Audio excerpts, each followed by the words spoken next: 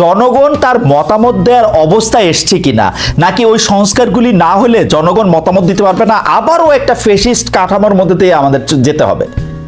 আমি অবশ্য ফেসিস্ট নন ফেসিস্ট, আমি আমার অবস্থাটা বলি, আমি সবসময় গণতন্ত্রের পক্ষে, আমি সবসময় নির্বাচনের পক্ষে, যে যা আসবে সে নির্বাচন দিয়ে আসুক, কিন্তু আমার প্রশ্নটা আমি আপনাকে একটা কথা বলি, জি, যে সংস্কারটা তারা করতে চাচ্ছে এটা নিয়ে কয়েকটা প্রশ্ন। একটা প্রশ্ন হলো যে তারা সংস্কার করতে যাচ্ছে, সংস্কারটা যারা করছেন তারা কি এই সংস্কার করার জন্য যোগ্যতম ব্যক্তি কিনা, একটা প্রশ্ন আছে। যে সংস্কারের রিপোর্টগুলি হয়েছে এই রিপোর্টটা কি একটা অসাধারণ রিপোর্ট এক একটা হয়েছে কিনা, এটা নিয়েও আমার সন্দেহ আছে। তারপরেও আমি হাইপোথেটিক্যালি তর্কের খাতিরে, যেহেতু আমাদের স্যার আছেন, আপনার স্যার তো আমারও স্যার, যেহেতু আমাদের স্যার আছেন, আমি ধরে নিলাম উনি জার্নালিজমের টিচার হওয়া সত্ত্বেও একটা অসাধারণ সংবিধান প্রণয়নের জন্য সুপারিশ করেছেন। আমি এটাও ধরে নিলাম স্যারের প্রতি ছাত্রের এক ধরনের ইয়ের কারণে, পক্ষপাতিত্বের কারণে ধরে নিলাম। তাতেই কি, সেটাই কি আপনার রক্ষা কবচ হয়ে গেল স্বৈরাচার না আসার? আপনাকে আমাকে সিম্পল একটা এক্সাম্পল দিয়ে বলি, পৃথিবীতে যত মুসলমান আছে তাদের জন্য একদম মানে অলঙ্ঘনীয় গ্রন্থ কোনটা, সংবিধান কোনটা? কোরআন শরীফ। রাইট। যে কোরআন শরীফের একটা অক্ষর পর্যন্ত এদিক সেদিক করা যাবে না। আপনি মুসলমান, আমিও মুসলমান, অন্য দেয়ালা বাদ দেন। আপনি যেভাবে কোরআনকে ফলো করেন আমি কি সেভাবে কোরআনকে ফলো করি? প্রত্যেকটা মুসলমানকে, ফিলিস্তিনের গাজায় যারা আছেন তারা যেভাবে কোরআনকে ফলো করেন, সৌদি আরবের মুসলমানরা কি সেভাবে কোরআনকে ফলো করেন? বই তো একটা, আল্লাহর বই একটাই তো ভাই। কাজেই বইয়ের মধ্যে কি লেখা আছে, ওই মহাগ্রন্থে কি লেখা আছে সেটা ইম্পর্টেন্ট না। ইম্পর্টেন্ট হলো সেই বইটা কারা ফলো করতেছে, সেটা ইম্পর্টেন্ট। রাইট। আপনি কি সংস্কার করলেন সেটা ইম্পর্টেন্ট না, সেই সংস্কারটা কারা পালন করছে কারা করছে না সেটা ইম্পর্টেন্ট। আমরা ওই আগের হাসিনা সরকারের সংবিধানকে আমরা অনেক সমালোচনা করি তো, আচ্ছা বলেন এই যে এত সমালোচনা করি, তারপরেও কি সেখানে লেখা আছে যে প্রাইম মিনিস্টার যেখানে যাবেন তার বোন সেখানে একই ধরনের প্রটোকল পাবেন? লেখা আছে? নাই তো। শেখ হাসিনা তো এখানে প্যারালাল শ্যাডো প্রাইম মিনিস্টার ছিল এই দেশে, ছিল নাকি? ছিল তো। উনি কি সংবিধান মেনেছিলেন? না, কিন্তু ছিলেন না তো। কিন্তু কামাল ভাই, আপনাদের, আচ্ছা আপনি শেষ করেন, তার বলি। আমি বলি আপনাকে, কোশ্চেনটা হলো কি, আপনি যদি ক্ষমতাবান না হন, যেমন ৭২-এর সংবিধান তুলনামূলক ভাবে আমরা অনেকে ভালো বলি, সেই সংবিধান কি শেখ মুজিবের মুখের উপর কেউ কোনো কথা বলতে পারতো? জিয়াউর রহমানের আমলে তার উপরে কেউ কোনো কথা বলতে পারতো? এইটা হলো ডিপেন্ড করে। আবার শাহাবুদ্দিন আহমেদ, উনি থেকে তত্ত্বাবধায়ক সরকার প্রধান ছিলেন, ওই সময় কোনো সমালোচনা কোনো ওরকম কোনো ক্ষমতাও ছিল, তাও তো অনেক কিছু করছে। বিষয়টা হলো ব্যক্তি, বিষয়টা হলো মানসিকতা, এবং ব্যক্তি কখন সঠিক কাজটা করে, যখন তার মধ্যে একদিকে থাকে ভালো মানুষই, আরেকদিকে থাকে ভয়। ভয়টাও থাকতে হয়। কিন্তু আমি মনে করি ২৪-এর যে গণ অভ্যুত্থান, এটার মাধ্যমে শাসক শ্রেণীর মধ্যে একটা ভয় ঢুকে গেছে যে এই কাজ আমার আর করা উচিত হবে না, করলে আমি ধরা খাইতে পারি, এইভাবে আমাকে অবাপতন হইতে পারে। এই ভয়টাকে থাকতে থাকতে আমাদের উচিত ছিল একটা নির্বাচন করা। আমরা ইন্টেনশনালি সেই ভয়টাকে ভেঙে দিচ্ছি। আমার এটা হচ্ছে গণতন্ত্রের জন্য সবচেয়ে বড় ভয়ঙ্কর। আপনি যেটা বলতেছেন, আমার মনে হয় কামাল ভাই আমিও সেই জায়গায় আছি, কিন্তু আমার কাছে মনে হয় যে ভয়টা শাসক শ্রেণী পাইছে, যে আমি যতভাবেই আমার ক্ষমতা সিমেন্টেড করি কিনা, একদিন সকালবেলা আমি নিজেকে দেখতে পাবো হচ্ছে ভারতের কোনো এক বেসমেন্টে। এই যে একটা ভয়, এই ভয়টা আরেকটু সংহত করার জন্যই কি আমাদের সংবিধানে কিছু কিছু সংস্কার এই মুহূর্তে করা যায় কিনা, যেটা আসলে ফেসিস্ট হইতে একজনের বাধা দিবে? যোগ্যতার বিচার আমি করতে চাই না। বাংলাদেশে কে যোগ্য কে অযোগ্য, বড় বড় যোগ্য লোকেরাই ৮৫টা করে বই লেখছে শেখ হাসিনারে নিয়ে, বড় বড় যোগ্য লোকরাই তেল দিতে দিতে ফ্লোর পিছলা করে ফেলছে। আমরা আমাদের বড় বড় উপাচার্যদের দেখছি হত্যা দিয়া পায়ের কাছে পড়ে থাকতে, সাংবাদিকদের দেখছি কি করতে। তো যোগ্যতার বিচার আর কামাল ভাই কইরা আমরা আর কি করব? এটা থেকে আমরা আসলে মুক্তি পাইতাম কিনা, এইটা হচ্ছে আমাদের প্রশ্ন। না, একটা বিষয় হলো কি, দেখেন, যদি আমরা বলি যে বিদ্যমান নির্বাচনী ব্যবস্থা ঠিক আছে কিনা, তাহলে তত্ত্বগতভাবে ঠিক আছে, কিন্তু প্রায়োগিকভাবে ঠিক নাই। যেভাবে প্রয়োগ করা হয় সেটা ঠিক না। কিন্তু যদি আমি তাত্ত্বিকভাবে ধরি, কাগজে কলমে দেখি, তাহলে বিদেশের অনেক দেশের নির্বাচনী ব্যবস্থা হচ্ছে আমাদের নির্বাচনী ব্যবস্থা মন্দ নয়। তাহলে আমরা ওটা প্রয়োগ করতে পারি না কেন? আমরা দেখেন যা কিছুই বলছি আজকে এই নির্বাচনী ব্যবস্থা নিয়ে আপনি যে কথা বলছেন, আমি যে কথা বলছি, তুষার ভাই যে সমস্ত কথা বলছি, আমরা কিন্তু আমাদের অভিজ্ঞতা থেকে কথা বলছি। আমরা গত কয়েকটা নির্বাচন দেখেছি কি হয়, এখানে টাকা পয়সার দাপটটা কোথায় যে ঠেকে আমরা কিন্তু দেখেছি। এই দেখে কিন্তু আমরা সিদ্ধান্ত নিচ্ছি হচ্ছে না। কিন্তু আপনি দেখেন 70-এর যে নির্বাচনটা হয়েছিল, যেটাতে আওয়ামী লীগ নিরঙ্কুশ ভাবে জিতেছিল, ওই সময় কি আওয়ামী লীগ সবচেয়ে ধনী দল ছিল না? তো তখন কি এই দেশে এই ভূখণ্ডেই তো হয়েছে। আমরা ইন্টেনশনালি পলিটিক্যাল পার্টিগুলো আমাদের ভোটারদের মন মানসিকতা চারিত্রিক বৈশিষ্ট্যকে চেঞ্জ করার চেষ্টা করছে, কিন্তু এই চেষ্টাটা সফল সম্পূর্ণ হয়ে গেছে আমি কিন্তু তাও মনে করি না। আপনি যদি ওই পরিবেশটা আবার দিতে পারেন, আপনি যদি ওরকম একটা মেরুদণ্ড সম্পন্ন নির্বাচন কমিশন নিয়ে আসতে পারেন, এদেশেও এই ভোটারদের নিয়েও আমি মনে করি একটা ভালো নির্বাচন করা সম্ভব, যে নির্বাচনে অর্থ তেমন কোনো প্রভাব বিস্তার করবে না। একজন লোক কোটি টাকা দিবে, তার কাছ থেকে টাকা নিয়ে একজন ভালো লোককে ভোট দিবে, এই মানসিকতা আমাদের ভোটারদের মধ্যে যে একদম নাই, এটা কিন্তু আমি মনে করি। কারণ আপনি অভিজ্ঞতার কথা বলছিলেন, কিন্তু 91 সালেও কিন্তু আমি যদি দেখি যে এরশাদ সাহেবের আমলে এটা প্রথম শুরু হয়েছে মারাত্মকভাবে, 70 সালে না, মানে প্রভাবিত করা। 91 সালের পরবর্তী সরকারগুলি বা যারাই ক্ষমতায় এসছে তারা এটা কিন্তু চূড়ান্তভাবে প্রভাবিত করেছে। আপনি সংসদে যেসব মুখগুলি আমরা পেয়েছি সেগুলির দিকে তাকালে আপনি আসলে বুঝতে পারবেন যে তারা আসলে কারা, মানে তারা কেন সংসদে গিয়েছেন সেটিও কিন্তু পরিষ্কার। তো সেটি আপনি কেমনে মানে আমি সেটাই বলি আপনাকে। জানেন একটা জিনিস হলো কি, গণতন্ত্রটা কিভাবে অগ্রসর হয়? গণতন্ত্রটা কিন্তু অগ্রসর হয় trial and error basis. Right. মনে করেন একটা ঘটনা ঘটে, ওই ঘটনার পরিণতি দেখে আরেকজন শিক্ষা নেয়, এইভাবে কিন্তু চলতে। এটা কিন্তু একদিনের ব্যাপার না, গণতন্ত্র কিন্তু একদিনে আসে না। এটা তো একটা আপনার নির্বাচন বলেন, গণতন্ত্র বলেন, এর তো একটা প্রাতিষ্ঠানিক রূপ থাকা লাগে, না হলে হুট করে হয়ে যারা। তো আমাদের এখানে যতবার হতে নিয়েছে ততবার কিন্তু আমরা এটাকে ব্রেক করেছি বিভিন্ন রকম এই সামরিক বাহিনী দিয়ে, মার্শাল জাতি। যেমন ইন্ডিয়ার আমরা তো একই সঙ্গে 47 আমরা কিন্তু দেশ বিভাগ হয়েছিল, কিন্তু ইন্ডিয়াতে 47 থেকে পর্যন্ত একবারও তো সামরিক শাসন আসে নাই, কিন্তু তারা কিন্তু নির্বাচনের মাধ্যমে অগ্রসর হয়েছে। সেই নির্বাচনগুলির মধ্যে অনেকগুলি ফল্টি নির্বাচন ছিল, অনেক খারাপ নির্বাচনও ছিল, এখনো নির্বাচন নিয়ে প্রশ্ন কিন্তু উঠে। তারপরেও এটা গণতন্ত্র কিন্তু একটা জায়গায় এসে দাঁড়িয়েছে, যেটা এটুককে মানা যায়। কিন্তু পাকিস্তান তো পারে নাই, আমরা কিছুটা মাঝখানে পেরেছিলাম, পাকিস্তান তো তাও পারে নাই।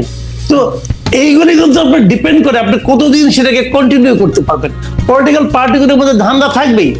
2000 মানে আমরা যেটাকে 111-এর কথা বলি 2007-এর পরে, সেই 111 কিন্তু দেখেন যদি 111-এর সময় না আসতো, ওইটা কিন্তু না আসলে কি হতো, 22শে জানুয়ারি যে নির্বাচনটা হওয়ার কথা ছিল 2007-এ, ওইটা কিন্তু 2014-রই একটা কিন্তু রেপ্লিকা ছিল, কিন্তু ওইটার আদলেই কিন্তু 2014-তে হয়েছে। সব আমার থাকবে, আমরা ঠিকঠাক করে নেব, আমরা প্রধান উপদেষ্টা বানাবো, অমুক তমুক করবো। এইটা হলো কি পলিটিক্যাল পার্টিগুলির মধ্যে সেই চারিত্রিক একটা এক ধরনের বৈশিষ্ট্য তাদের মধ্যে তৈরি হয়েছিল। কিন্তু আমি মনে করি যেটা 24-এর ঘটনায় আমি মনে করি আমাদের চেঞ্জ হওয়া, নতুন কিছু পাওয়ার একটা বাস্তবতা তৈরি হয়েছে। এখন যারাই স্বৈরাচারী হতে চাইবে তাদের মাথার মধ্যে কিন্তু 24-এর যে পরিণতি, এরকম পরিণতি তো এর আগে হয় নাই।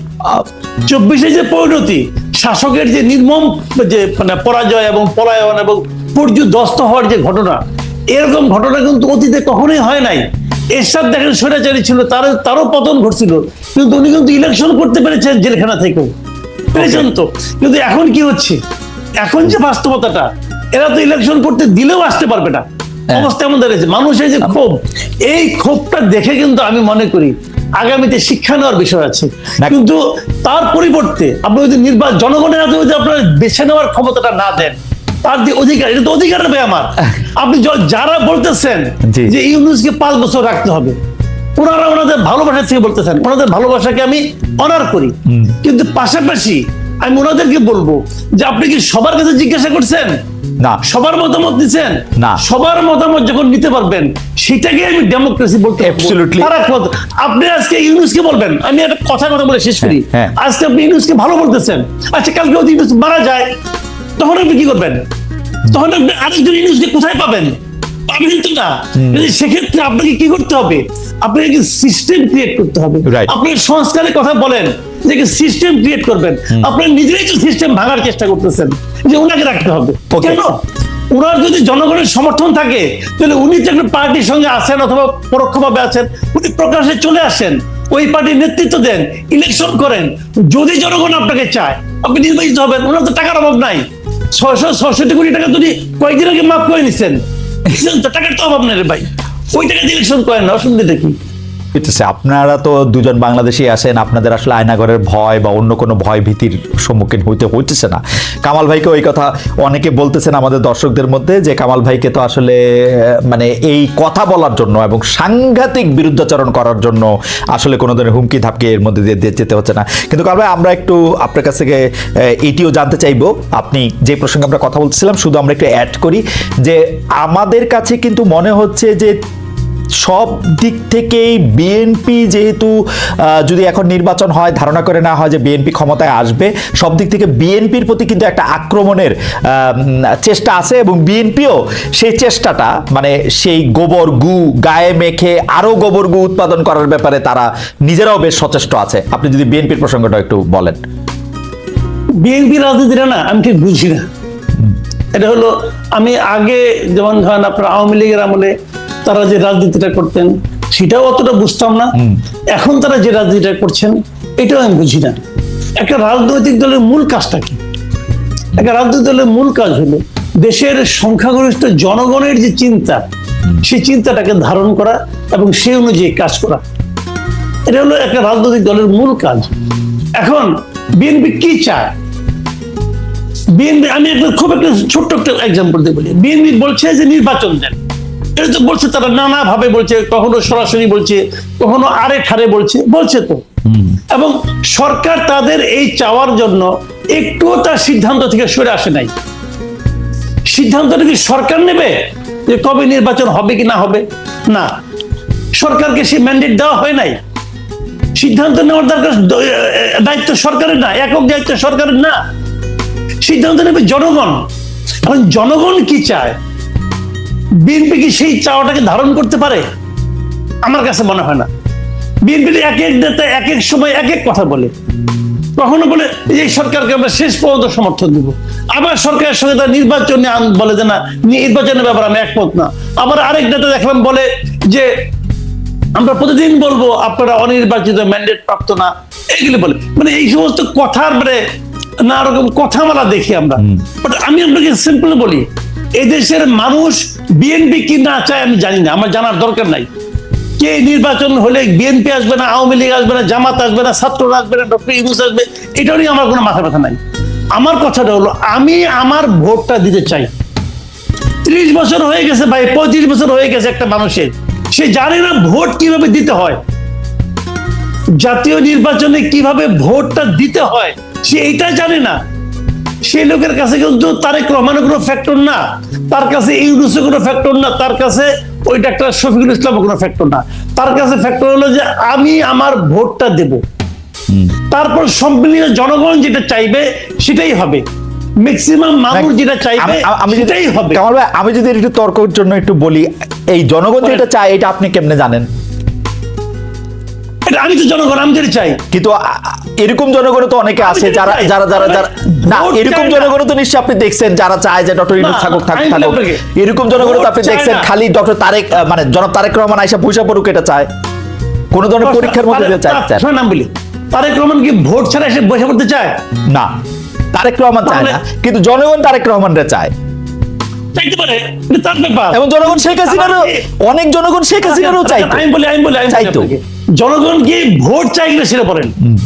আপনি দেশের একজন লোককে নিয়ে আসেন না যে বলে আমি ভোট চাই না, মানেন না আপনার ভাই?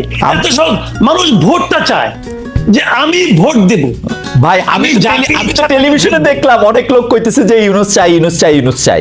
আমি তো টেলিভিশনে দেখলাম একজন ক্লেরিক চূড়ান্ত মানে উত্তেজনার মধ্যে বলতেছে যে ইউনূস সাহেব ভোটের মাধ্যমে আসুক না, আমার তো না নাই। না, ভোটের মাধ্যমে আসতে পারবে না। আপনি আমাকে বলেন ভোট ছাড়া গণতন্ত্র হয় এটা পৃথিবীর কোথায় আছে রে ভাই? আমার স্যার তো বললেন যে ভোট গণতন্ত্র, আমার স্যার তো বলছেন যে ভোটই গণতন্ত্রের একমাত্র উপায়, এটা ভাবলে তুমি ভুল করবা খালেদ। আচ্ছা এটা একমাত্র উপায় না, দুই মাত্র উপায়টা কি আছে বলুক না আমাকে।